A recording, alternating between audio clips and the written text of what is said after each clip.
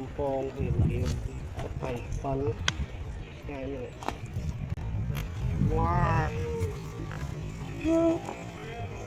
Ba là phân đang là thông như thế này. Nè thông chính lên tay ra đi. Ô no máu ơi.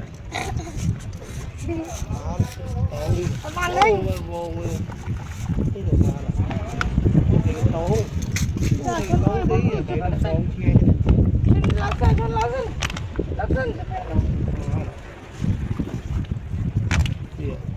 Mưa nẹn thì xa đấy.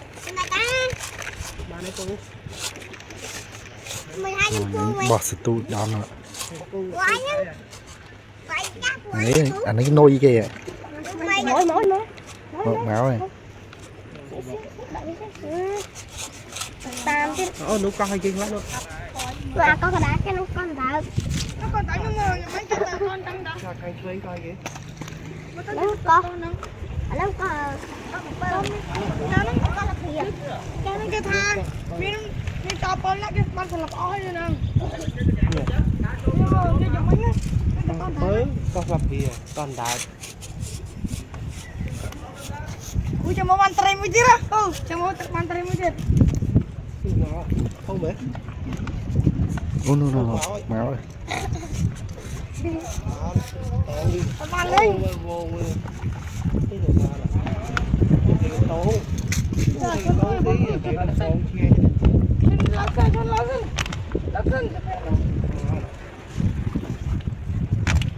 Ô thầy Đông Phong thì kiểu thầy phân ngay như này.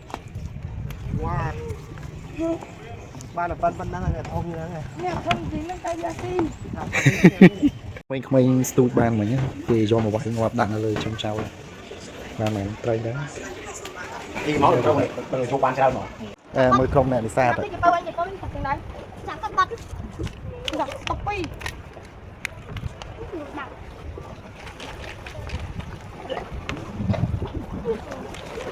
Vậy nên kia này trộn máu này, máu còn cây màu này đây, cây màu đi màu tươi ấy trắng. Đây lại nó còn bên lại kia này. Cho mình này tao kia ấp đăng ta kia này lại nè ấy ai xua nè đây là cái. Còn hiền từ test này ấy đây. Tất xa nó mà thôi nữa.